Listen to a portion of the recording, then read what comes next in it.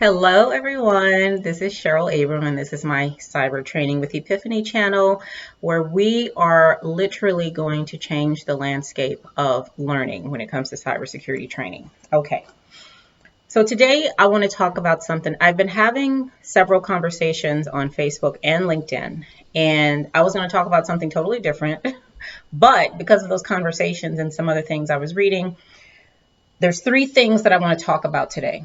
The first one is why we should be terrified about what's going on in cyberspace right now. Now, terrified is not my word, okay? It's something that cyber professionals are saying, okay? So we're going to talk about that. We're also going to talk about how cyber professionals are actually perpetuating cyber insecurity inside and outside organizations. Okay, and finally, we're going to talk about what we can do to remedy that problem. Okay, not going to be on here long, okay, because I'm actually creating a presentation and writing something about all of this. Okay, but I just want to give you this overview so you're aware. First of all, there's an article that came out in Forbes magazine on September 24th, and the title, I'm going to put everything I talk about here that has a link, I'm going to put in this video, okay, so that you have it and you can go there yourself to do your own reading and research. So the article is called Russian Secret Weapon Against U.S. 2020 Election Reveals New Cyber Warfare Report. Okay, now there's three things in this report. So it's talking about what's going on right now, what people have discovered. There's research that's being done. And so far what they've discovered is that Russia has this enormous threat ecosystem, okay, and it's directed at the 2020 elections that are coming up. So the first thing is that, from the article, is that money and effort Russia has invested in building large-scale capabilities is enormous. So apparently what they found is that they have, it's like, spare no expense when it comes to the cyber threat. There's a lot of leadership support from the nation for this. Okay, the second thing the article talks about is the resilience that's built into the cyber attack machine, which is what they call it. So they say in the article that the cyber attack would come like waves. Okay, think of waves in the ocean, how they just keep coming and keep coming. And in the article, it actually said that it seems like it's something that will be very hard to almost impossible is actually what the article said. Almost impossible to defend against. Okay.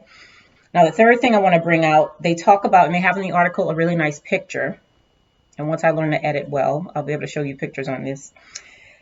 Clusters of code shared amongst themselves, but not amongst each other. So the individuals in the ecosystem, they're creating clusters of code. I think it was malware. Okay.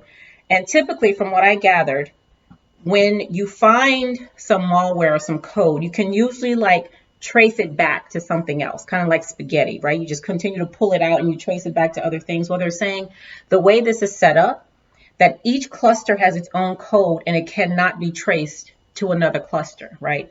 And this is the part where they're talking about in the article how people should be terrified about what's coming out of this. And they're saying that the only nations that could really create such an attack would be like Russia, China, or the United States, okay? Now, I'm telling you this because there's something going on right now when it comes to cyber training and not just the way that we train cyber professionals, but also users, okay, of programs and stuff that are created. And it's victimhood, okay? There is a lot of victimhood in cybersecurity. There's a lot of us versus them. And when I say that, okay, us is the cyber professionals and them is me, the user, not the hackers in Russia, okay? It's the user. So now something, and that's, okay, so let me explain it this way. When you become a cyber professional, and this is something that me and my partner, we've done in our class, okay, we want the students to feel like they are actually part of a very important group. You are going to be a cyber professional, okay?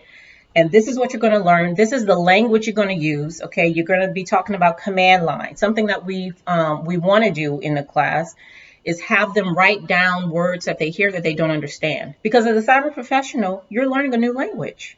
Okay, you're not talking the way people talk out there. You know, nobody out there in the grocery store is talking about virtual box and nobody's talking about that. Okay, that's the language of infosec. You know, and the people in cybersecurity. Okay.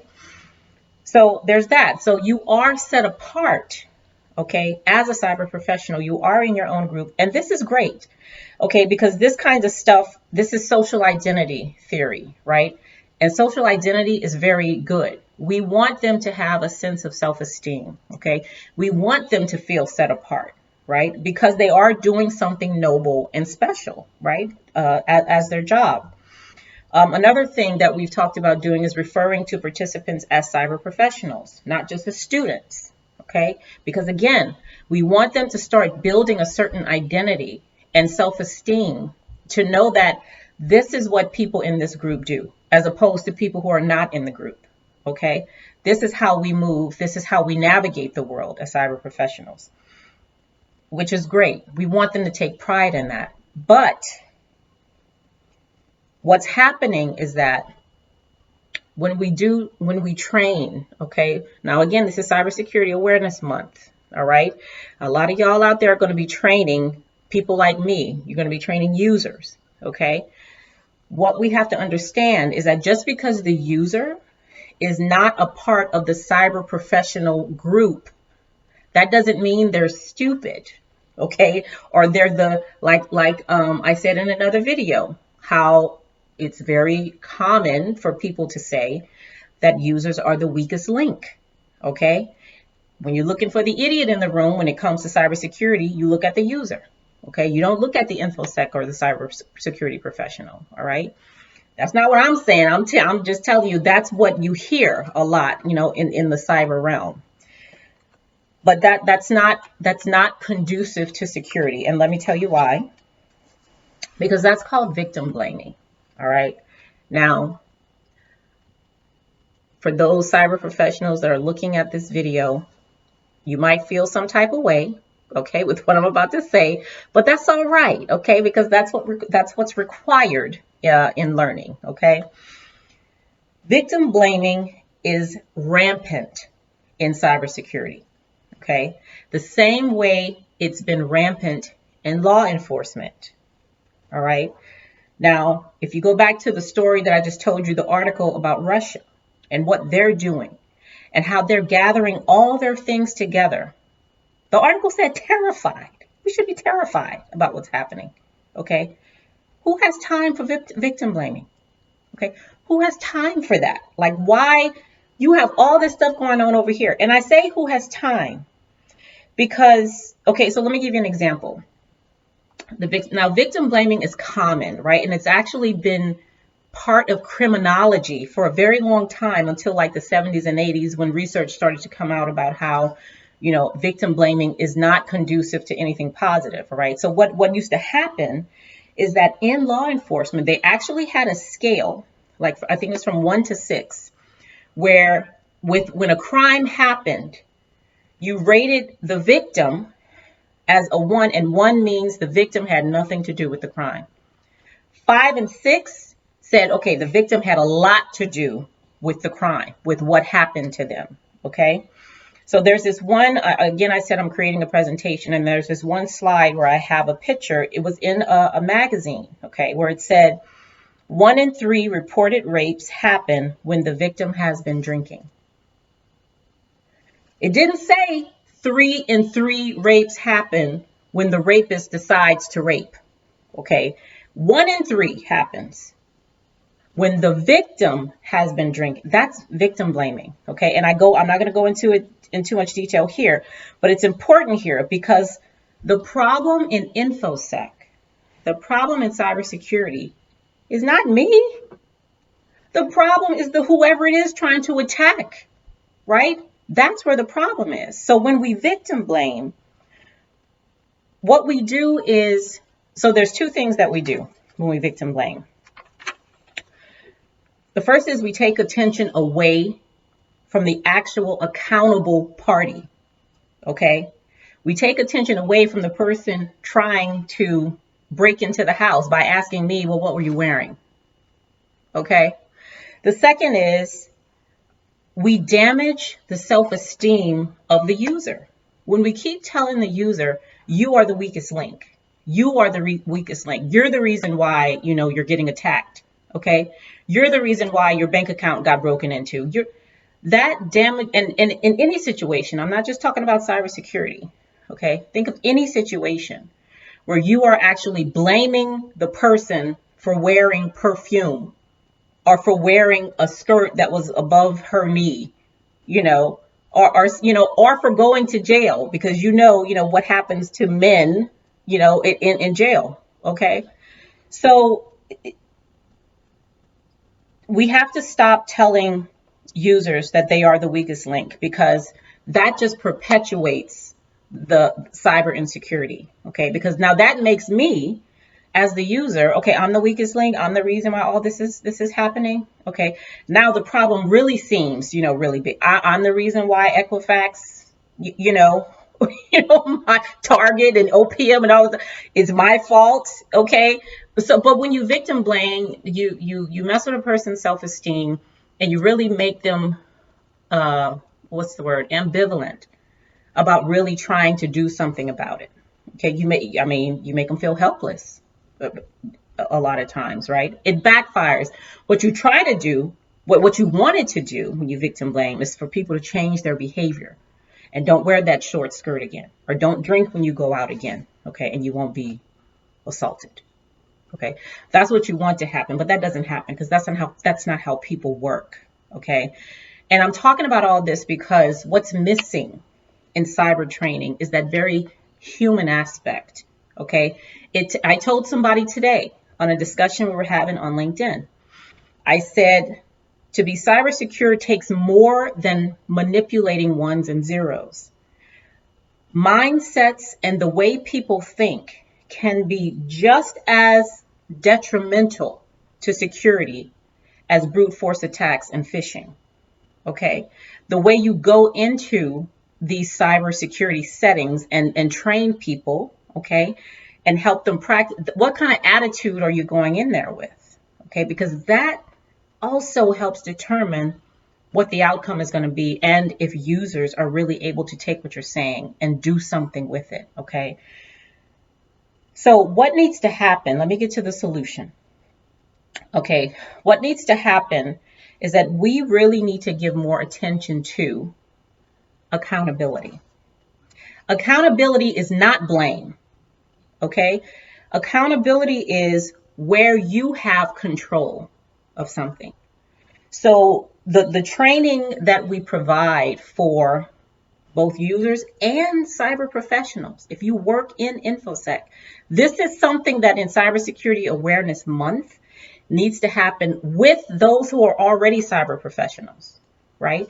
Is to get them to understand, users are not the weakest link. We're not gonna go at this issue like that anymore. Okay, what we're gonna tell users, okay, and you, because you're a user as well, right? What we're gonna tell you is that these training sessions are gonna be more like power sessions. We're gonna tell you where you have accountability and control in this process, because I'm telling you, when you read that article about Russia, you cyber professional in the organization, wherever you are, you're going to need me to be on your side, okay, to be able to defend all of this stuff that's going along. But if I'm being treated like the idiot in the room, I'm not going to be on your side. Okay, I'm not. So when we're looking at workforce development and cyber, that has to include me. It has to, because as we say all the time as well, cybersecurity is everybody's responsibility. Okay, which is true. So tell me, show me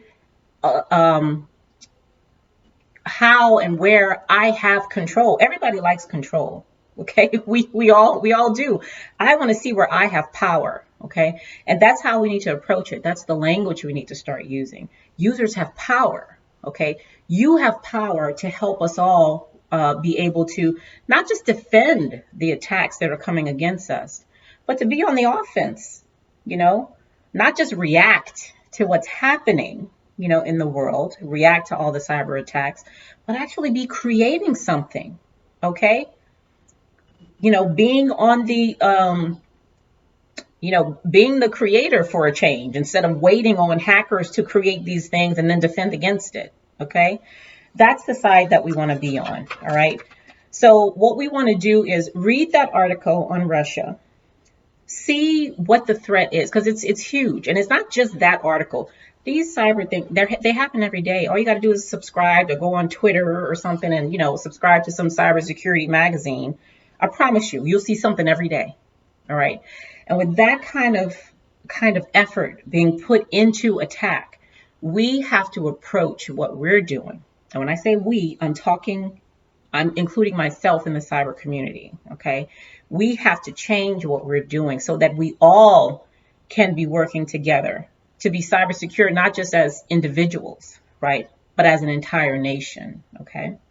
This stuff is really important. All right, so that's all I have for today. So again, I am going to be posting videos at least 3 times a week on this channel. And the next video, I'm going to get back to my regularly scheduled program. Because like I said, I was just having conversations and I just thought this was really, really important, you know, to go over. So if you have any questions, please put them in the comments. Again, I'll put the link to the article in the under the video so that you can go to it and read it. And if you have anything you want to say about that, let me know and we can discuss further, or I can go live and we can have a discussion that way. Okay. Thanks for watching. I'll see you later. Bye.